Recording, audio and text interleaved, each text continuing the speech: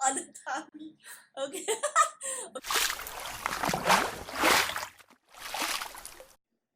Hi, I'm Sari, founder of HighOh. Today, I would like to introduce you to a special guest named Summer, in which we have a collaboration with. This is Summer. Hi everybody, I'm Summer. I'm Sari's friend. Okay, so as you all know, partial of the HighOh proceeds has been donated to different charity organizations.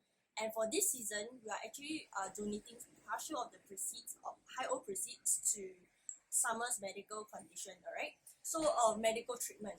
So Summer, are you ready for some questions? Yes, I am.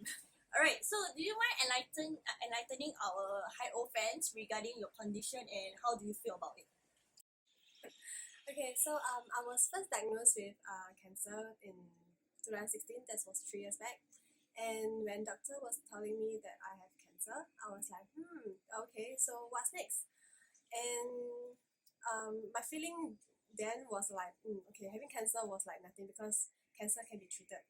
So but when he told me that I need to remove my womb, I'm like, okay, that's what broke me down because one of my dreams is that I want to be a mother and having kids is one of my dreams. So if you remove my womb, then how I'm going to have kids in a way?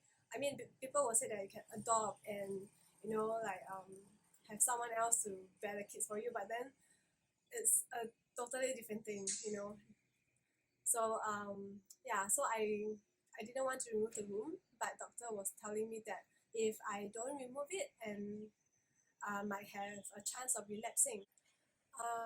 But I chose not to remove the womb and I took the risk because I want to give myself another chance to try and see. If I have the womb, then I will still have a chance. But if you just remove it, I will have no chance at all. So I just took a risk and see what will happen next.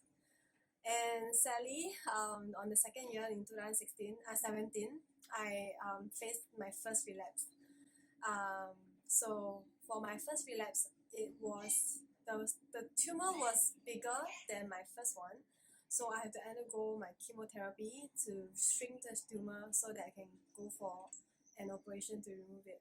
After my second operation for the first relapse, I was okay for about let's say about 8-9 months, which means that actually on the third year, 2018, I faced another second relapse. And this time round, I was actually quite devastated because I was like, I have to go through a third time, in a way like facing all these things. So I was like, I wasn't well prepared. I wasn't expecting this at all. So I did go through chemo again.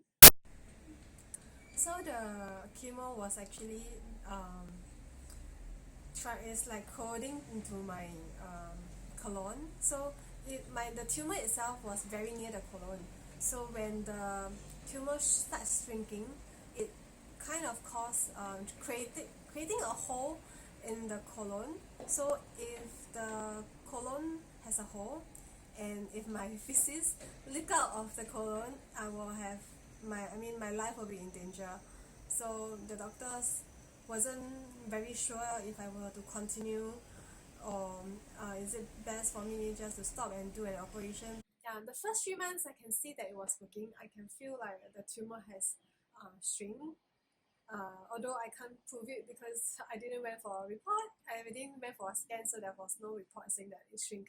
But then I did feel that the size has been smaller.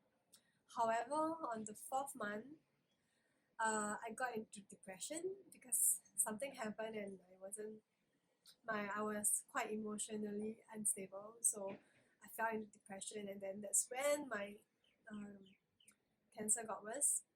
It started growing back, and it caused a lot of pain to me, and I was forced to fly back to Singapore and shorten my trip. Okay, so I came back to Singapore with a more critical condition. So the tumor has grown much more bigger. It's like 9 cm, and it's eating into my colon, and I had to do a colostomy to actually protect my colon so that I can do my chemo. So with this colostomy, I'm not really able to work, and I'm not in a I'm actually quite weak to also go out to work. So my family is supporting me. However, we can't really afford the medical bills, so I'm trying to seek your help and support to help me raise some funds for my medical treatment. Right. Thank you, Summer, for your story. So basically, there are a lot more women out there that are having this condition as well, and I hope that this actually inspires you in a way that you're not alone out there. So for every purchase of each set of HighOh pads, right, $1 would be donating to HighOh Fund, in which this HighOh Fund would be helping out Summer's treatment, medical treatment. And in the future, there will be more upcoming projects like helping elderly and helping women in need. So thank you for your support and hope you can help the women in need as well. Alright, thank you, Summer. Bye.